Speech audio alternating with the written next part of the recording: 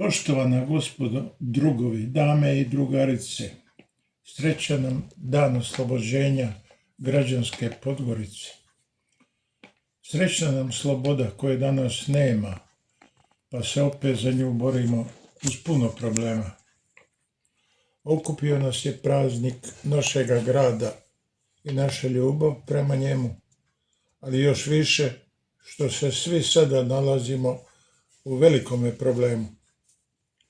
Živimo naime u zemlji čuda, u kojoj pamet ne znači ništa, koja nema normalnu vladu ni suda, a parlament joj poput vašarišta. Augustovski oslobodioci čuda rade. Evo 5 godina nevolju žanju, sastavili već 3 vlade, mireći ministre ko po kocu i konopcu, a vojvoda im drži glave na panju, pa nam je država opet u ropcu. Crkva ih naučila pojanje horsko. 5 godina već šire slobode, rušeći sve što je crnogorsko i vukući državu da opet u Srbiju ode.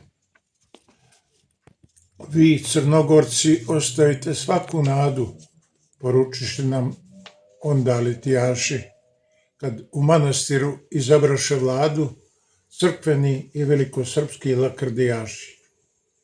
Rade sve da nam državu unište, negiraju crnogorsku naciju, ne daju ugroženima ni da pište, spremajući nam novu okupaciju.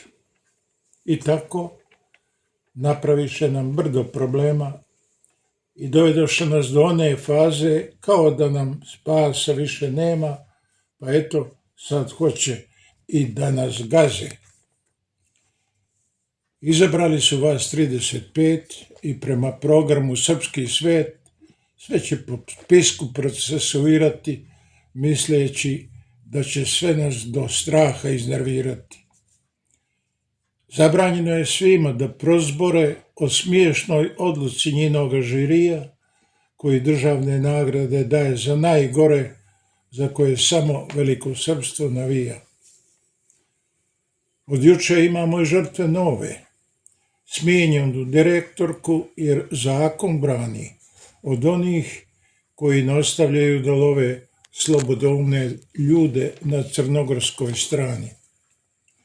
Uzalud bunt javnog mnjenja, što pune zatvore bez suđenja, njima nijedno nedjelo ne smeta, jer ostvaruju program srpskog sveta. To su političke i normalne nule, koje ni o čemu sredstva ne biraju, pa i na naš sveti ustav hule da sve što je crnogorsko anuliraju.